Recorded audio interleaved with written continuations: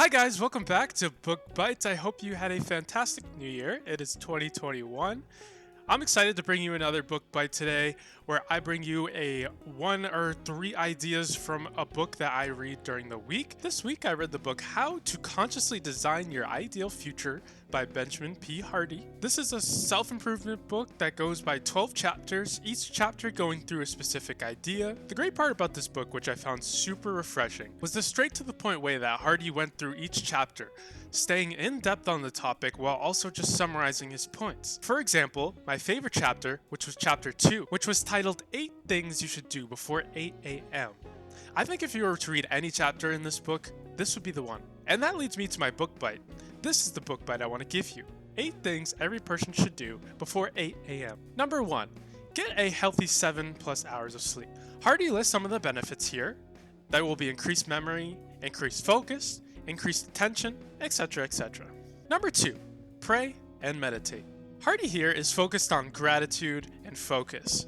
Prayer, which facilitates the aspect of gratitude, because when you're praying, he expresses the importance of being grateful for what you already have, which in turn increases your happiness and your gratitude for the things around you, thus magnetizing you for the things that in the future you would like to attract. Meditation, in addition to the prayer, is also another way to gain focus. And meditation is specifically helpful in the following areas: focus, clarity, and ideas. See, ideas, Hardy explains, comes from when you're meditating and your silence actually brings in these ideas that you wouldn't normally have if you were just having the normal chatter in your brain throughout the day. Meditation also brings clarity on things that you need to do to accomplish your goals and manifest those things that you want. Meditation also attracts things to you by allowing you to become clear. Clear specifically on things that you need to do to accomplish those goals and bring them into reality during the day, that you need to do during the week, and what you need to do for a year. Number 3, hard physical activity. Only 1/3 of American men and women between the ages of 25 and 64 engage in regular physical activity.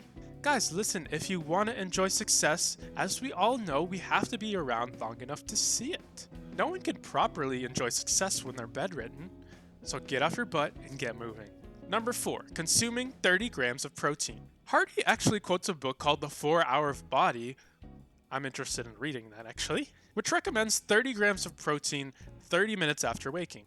Hardy is saying here to focus on the quality of your protein in the morning, specifically using eggs or protein shakes to get your quality protein in the morning to get you souped up for the day. Number 5, take a cold shower. Tony Robbins. That's all I have to say. Everybody knows him as the cold guy. This dude jumps into a 57-degree cold pool every single morning to get his day started. Studies have shown that cold water therapy actually has quite a host of benefits. These include long-lasting changes to the body, including body's immune system, lymphatic circulatory system, digestive system improving, and the general quality of your life improving. I myself have tried this in the past, and I will definitely say it works. What's great about taking a cold shower in the morning is that it will probably be the worst thing you have to do during that day. So getting that done super early in the morning will actually supercharge you to get done any task you need to get done during the day. Number 6, read or listen to uplifting content. We all do it. We get up in the morning, we check our phones, we check the news, we check our inboxes and the things that have come in overnight. This is not recommended. The best habit you can get into when you first wake up is to listen or read uplifting content for 15 to 30 minutes. I love this recommendation. Listening or reading educational content will actually supercharge your morning. It will give you the knowledge that you need to get in the zone for the day. It also will allow you to read or listen to hundreds of hours of books, and at the end of the year, you wouldn't have felt like you had to put in that much effort. Number 7, do at least one thing towards your long-term goals. You need to do the hard stuff first thing in the morning. If you don't, you simply will not do it. And by the end of the day, you will be gassed. I myself can vouch for this. If I do not take control of my mornings take control of me. Number 8, review your life vision. Hardy doesn't mention this here, but I really want to bring to you a specific habit. This is an exercise I learned from one of my favorite success coaches, gurus, authors, Brian Tracy. Brian Tracy explains that if we get up in the morning and we write down our 10 top goals for the year in the present tense without referring to any goals that we wrote previous days, this gets you into a habit and include the following benefits. A, helping you figure out what goals are worth sticking to and which goals are important to you. And B, it starts to train your brain to be goal-oriented.